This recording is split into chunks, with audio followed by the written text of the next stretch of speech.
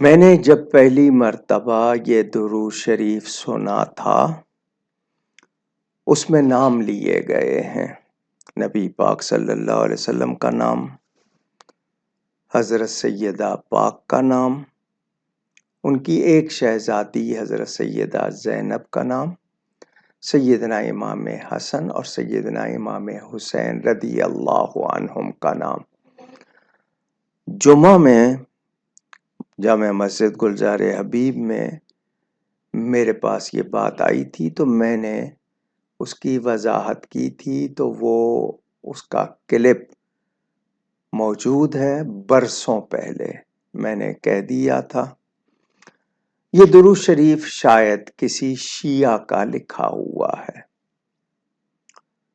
اور اس نے جس ترتیب سے نام لکھے ہیں اور جس طرح لکھے ہیں، اگر سیدہ پاک کی اولاد کا نام دینا ہے تو اس میں سے حضرت ام کلثوم کو کیوں نکالا ہے؟ وہ بھی تو سیدہ پاک اور حضرت علی کی شہزادی ہیں، اس کو کیوں نکالا ہے؟ شاید اس لیے کہ حضرت عمر فاروق رضی اللہ تعالیٰ عنہ کی وہ زوجہ بن گئی تھی، تو حضرت عمر اس کو پسند نہیں ہے، اس لیے اس نے اس کا نام نہیں لکھا۔ پھر یہ کہ ترتیب کیا ہے، آپ جمعہ کے خطبے میں بھی ان ہستیوں کا نام سنتے ہیں۔ ہم جب اہل بیت ہی اولادی ہی آلہ ہی کہتے ہیں تو سب اس میں آ جاتے ہیں۔ یہ الگ سے اگر ان ہستیوں کا نام لے کر آپ کو بنانا ہے تو پھر پورا بنائیے، اس میں پوری طرح اور ترتیب سے نام لکھیے۔ سیدہ زینب کا نام پہلے لکھا ہے آپ نے، حسنین کریمین کا بعد میں لکھا ہے۔ آپ کو اگر علمی شعور یا کچھ آگہی ہے تو آپ خود سوچ لیں کہ آپ نے کس طرح کیا ہے۔ تو ہم تمام اہل بیت، اچھا اہل بیت میں کون کون شامل ہیں؟ آل عباس، آل عقیل، آل جعفر بھی شامل، نبی پاک کی ازواج بھی شامل، اولاد بھی شامل۔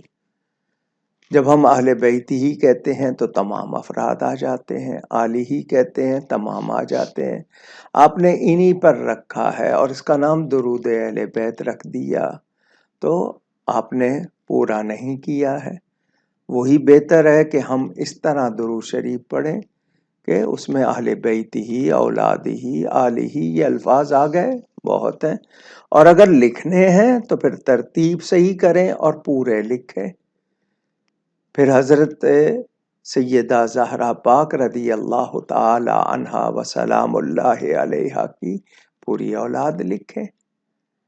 پھر آپ نے ایک کو کیوں نکالا؟ پھر ان کے تیسرے شہزادے جو کم سنی میں وفات پا گئے تھے، محسن یا محسن جو ہے، ان کا ذکر کیوں نہیں کیا آپ نے؟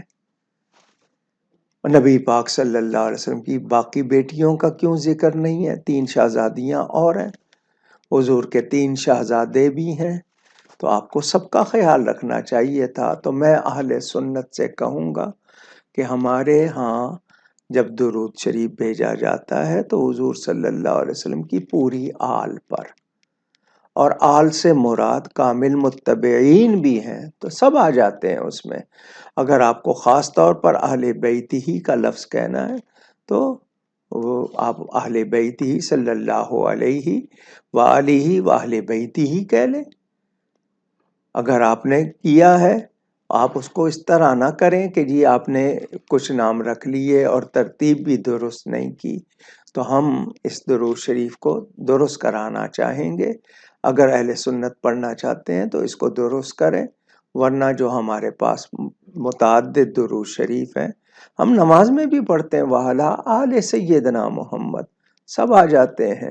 تو اسی طرح ہم درود پڑھیں، اہل بیت ہی کے الفاظ کہہ لیں، اولاد ہی کے کہہ لیں، عطرت ہی کے الفاظ کہہ لیں، لیکن یہ صرف 4 نام لینا اور باقی نکال دینا وہ غلط ہوگا۔